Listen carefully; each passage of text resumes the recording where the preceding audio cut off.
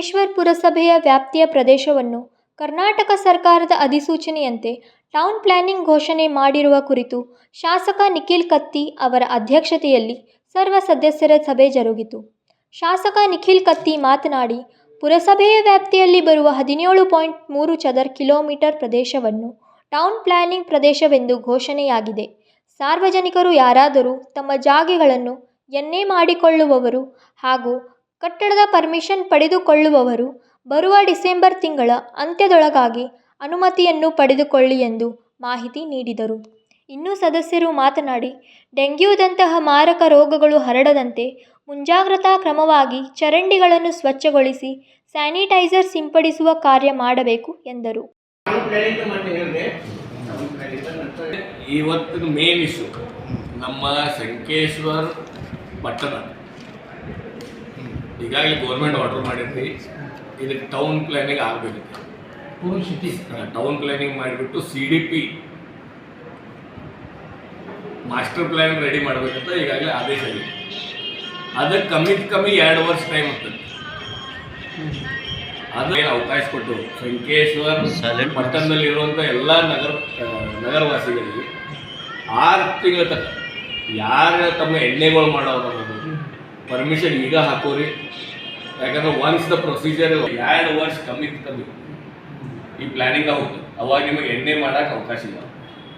ಮಾಡಕ್ಕೆ ಬರಂಗಿಲ್ಲ. ಎಣ್ಣೆ 31 ಡಿಸೆಂಬರ್ ತನಕ ಸಂಕೇಶ್ವರ ನಗರದಾಗ ಎಲ್ಲ ನಗರವಾಸಿಗಳಿಗೆ ವಿನಂತಿ ಐತಿ. ಯಾವುದೇ ಪ್ಲಾನಿಂಗ್ ಐತಿ ನಿಮ್ಮದು ಎಣ್ಣೆ ಮಾಡಿ ಮನೆ ಕಟ್ಕೊಳ್ಳೋದ್ರಿ, ಬಿಲ್ಡಿಂಗ್ ಕಟ್ಟೋದ್ರಿ, ಈಗ ಅಪ್ಲೈ ಮಾಡಿ ಇಮಿಡಿಯೇಟ್ ಆಗಿ ಮಾಡ್ಕೊಂಡು ತೋರಿ. ಯಾಕಂದ್ರೆ 2 ವರ್ಷ ತನಕ ಯಾವಾಗಿನ ಪ್ರೊಸೀಜರ್ ಚಾಲೂ ಇರ್ತದೆ. ಟೌನ್ ಪ್ಲಾನಿಂಗ್ ಮತ್ತು CDP ಮಾಸ್ಟರ್ ಪ್ಲಾನ್ ಡಿಸೈನ್ ಮಾಡೋದು 2 ವರ್ಷ ಮಿನಿಮಮ್ ಬೇಕು. ಅದ ಸರ್ ಮಾಸ್ಟರ್ ಪ್ಲಾನ್ ಕೊಡೋದು ಸರ್ ಅದನ್ನ ಎಲ್ಲೋ ಕೂಟಕರ ಆಯ್ತು त्यांचा ಸಜೆಷನ್ ಐತೆ. ಮತ್ತೆ ಮೀಟಿಂಗ್ मध्ये final 3 square kilometre 17.3 square kilometre Sankeshwar ಪಟ್ಟಣದ ವ್ಯಾಪ್ತಿ. म्हणजे 17.3 स्क्वेअर किलोमीटरची व्याप्ती संकೇಶ್ವರ. पण आता तुम्ही जे ಅದು ವಿಷಯ ಬೇರೆ ನಾ ಹೇಳ್ತೇನೆ. ಅದು ಈಗ ಬಂದಿದ್ದಂತ ಈಗಾಗಲೇ ಸ್ಪೆಷಲ್ ಡೆವಲಪ್ಮೆಂಟ್ ಸಲುವಾಗಿ ನಾವು ಸಂಕೇಶ್ವರ ಪಟ್ಟಣ ಸ್ಪೆಷಲ್ ಡೆವಲಪ್ಮೆಂಟ್ ಫಂಡ್ ಸಲುವಾಗಿ ಕೇಳಕ್ಕೆ ಈಗಾಗಲೇ ನಾವು ಮಿನಿಸ್ಟರ್ ಆಫೀಸ್ ಕಳಿಸ್ತಾ ಇದ್ದೀವಿ. ನಮ್ಮದು ಏನು ನಮ್ಮ ತಂದೆಯವರು ಉಮೇಶ್ ಕತ್ತಿಯವರು ಈ ಭಾಗದ ಶಾಸಕರಿದ್ದಾಗ 10 ಕೋಟಿ ನವರತ್ನ ಅಲ್ಲಿ ಅನುದಾನ ತಂದಿರು. 10 ಪೈಕಿ 7.5 ಕೋಟಿ ಇನ್ನೂ ಬರಬೇಕಾಗಿದೆ.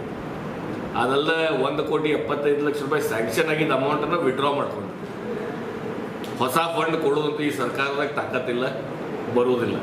ಅದಕ್ಕಾಗಿ ಮೊನ್ನೆ ನಾ ಬೆಳಗ್ಗೆ ಮನೆಯಲ್ಲಿ ನಮ್ಮ ಚೀಫ್ ಆಫೀಸರ್ ಮತ್ತು ಗಡಾದವ್ರನ್ನ ಕರೆಸಿ ಡಿಸ್ಕಷನ್ ಮಾಡಿದಾಗ ಇದಕ್ಕೆ ಏನೋ ಸೊಲ್ಯೂಷನ್ ಹುಡ್ಕಾಡಬೇಕು. ಯಾಕಂದ್ರೆ 2 ದಿವಸ ಎಲ್ಲ ಕಾಂಟ್ರಾಕ್ಟ್ ಉದ್ರಿ 2 ದಿವಸ ಕೇಳೋದು. ಮುನ್ಸಿಪಾಲ್ಟಿದವರು ಕೈ ಕಟ್ಟೈತೆ, ಉದ್ರಿ 2 ದಿವಸ ಕೊಡೋ ಯಾರು. ಆ ನಿಟ್ಟಿನಲ್ಲಿ ನಾವು ಹಂಗೆ ಚರ್ಚೆ ಮಾಡೋದು ಮುಂದೆ ನಮ್ಮ ಭಾಗದಾಗ ಅಂದರೆ ನಮ್ಮ ಸಂಕೇಶ್ವರ ಪಟ್ಟಣದಲ್ಲಿ 4.5 ಕೋಟಿ ರೂಪಾಯಿ ನಮ್ಮ ಪ್ರಾಪರ್ಟಿ ಟ್ಯಾಕ್ಸ್ ಆಗಲಿ, ನೀರು ಬಾಕಿ ಆಗಲಿ, ಇಂಥವು ಇನ್ನೂ ಉಳ್ದವು 4.5 ಕೋಟಿ ರೂಪಾಯಿ ಬರ್ತಕ್ಕಂಥ. ಅದಕ್ಕೆ ನಮ್ಮ ಕಾರ್ಪೊರೇಟರ್ಗಳಾಗಲಿ ಆಫೀಸರ್ಗಳಾಗಲಿ ಎಲ್ಲರಿಗೂ ಇವತ್ತು ರಿಕ್ವೆಸ್ಟ್ ಮಾಡೀನಿ. ನಾವೆಲ್ಲರೂ ಕೈ ಜೋಡಿಸಿ ವಸೂಲು ಮಾಡಿದ್ರೆ 50% ಆಫ್ ದಟ್ ಅಮೌಂಟ್ ಅಂದರೆ 4.5 ಕೋಟಿ ನೀವು ಕಲೆಕ್ಷನ್ ಮಾಡಿದ್ರೆ 2,25,00,000 ರೂಪಾಯಿ ನಮ್ಮ ಟೌನ್ ಏನೇನು ಜರೋದು ಎಲ್ಲಿ ರೋಡ್ ರಿಪೇರಿ ಆಗಲಿ, ಮಳೆಗಾಲ ಸಲುವಾಗಿ ಏನು ಮೇಂಟೈನ್ ಮಾಡೋದಾಗಲಿ ಈ ವ್ಯವಸ್ಥೆಗೆ ಹಾಕಿರುತ್ತೆ. ಈಗಾಗಲೇ ಇನ್ಸ್ಟ್ರಕ್ಷನ್ ಕೊಟ್ಟಿದ್ದೀನಿ. ಅವರು ಎಲ್ಲರೂ ಒಪ್ಕೊಂಡಿದ್ದಾರೆ. ಕಾರ್ಪೊರೇಟರ್ಗಳಿಗೆ ಎಲ್ಲರೂ ವಿನಂತಿ ಮಾಡ್ಕೊಂಡಾರೆ. ಇವತ್ತು ಆಫೀಸರ್ಗಳು ನೀವು ಯಾವಾಗ ಬರ್ತೀರಿ ಹೇಳ್ರಿ, ನಾವು ಬರ್ತೀವಿ, ಕಲೆಕ್ಷನ್ ಮಾಡಿ ಮತ್ತೆ ಹೊಳ್ಳಿ ನಮ್ಮ ಟೌನ್ ಡೆವಲಪ್ಮೆಂಟಿಗೆ ನಾವು ಇನ್ವೆಸ್ಟ್ಮೆಂಟ್ ಮಾಡುವಂಥ ನಿರ್ಣಯ ತಗೊಂಡು. ಈ ವೇಳೆ ಸದಸ್ಯರಾದ ಅಮರ್ ನಲ್ವಡೆ, ಸಂಜಯ್ ಶಿರ್ಕೋಳಿ, ಅಜಿತ್ ಕರಜ್ಗಿ, ಪುರಸಭೆಯ ಮುಖ್ಯಾಧಿಕಾರಿ ಪ್ರಕಾಶ್ ಮಠದ್, ಅಭಿಯಂತರ ರವೀಂದ್ರ ಗಡಾದ್ ಉಪಸ್ಥಿತರಿದ್ದರು. ಸಚಿನ್ ಕಾಂಬ್ಳೆ, KMM ಕನ್ನಡ, ಸಂಕೇಶ್ವರ್.